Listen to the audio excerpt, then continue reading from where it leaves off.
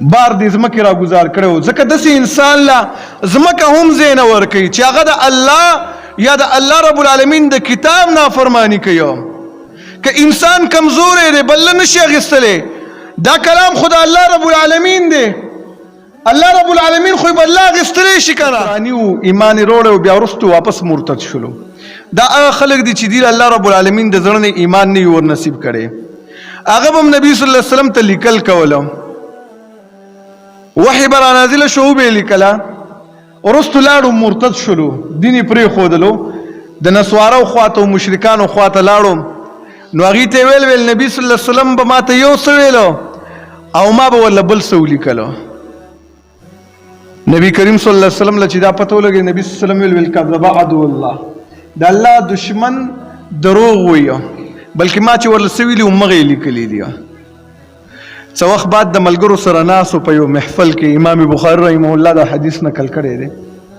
ملګرو سره ناستو، یو دم دا سټ دلته کې واوړېدلو او د هغې د وجې نه مردار شولو. چې مردار شو په قبر کې خښ کړلو. سار چې کله قبر ته راتلل خلک ویې کتل سړی بهر پروت دی، ځمکې ورله ځای نه ورکولو. خلکو بیا خښ کړلو او طعن او تهمت په صحابه کرامو ولګولو چې دا صحابه کرامو راویستی دی د شپې.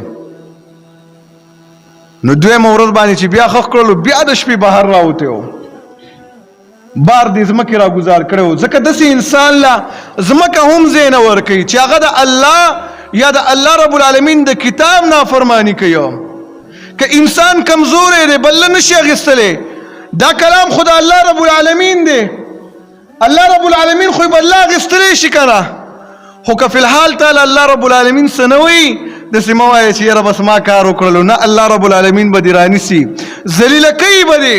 دا زموږ د نبي صلی الله علیه وسلم وینا ده چې الله رب العالمین په دې کتاب باندې څه خلک اوچتوي کله چې د دې کتاب اکرام وکړي، او څه خلک پې الله رب العالمین ذلیله کړي، لکه دغه شانتې چې دا نصراني ذلیله کړلو. درېیمه ورځ باندې بیا همدغه شانتې قبر ته ولاړ دي چې د شپې څوکیداري وکړي چې دا صحابه کرام ورله چېرته کران نشي روی نه باسي. چې کتل د شپې ورله دې څوکیداري کوي، سار بیا بهر پروت دی. بیا د خلکو له پته ولګېدله چې زموږ د دې کس سره دا کار کوي دا صحابه کرام نه، دا الله رب العالمین ورسره داسې کوي. دا دومره لعنتي شخصیت دی چې دله ځمکه هم ځای نه ورکوي، ځمکه یې ځان سره نه پرېږدي. دا پلیت انسان دی، ځکه د الله کتاب باندې دروغ او تهمت تړلو وه. تاسو خپله سوچ وکړئ چې یو سړی د الله رب العالمین د کتاب بې عزتي کوي، ولې هغه سره به الله رب العالمین داسې نه کوي؟ دا څومره لوی کتاب دی، دا هغه کتاب دی چې زما او ستا زندګۍ د دې د وجې نه محفوظ دی.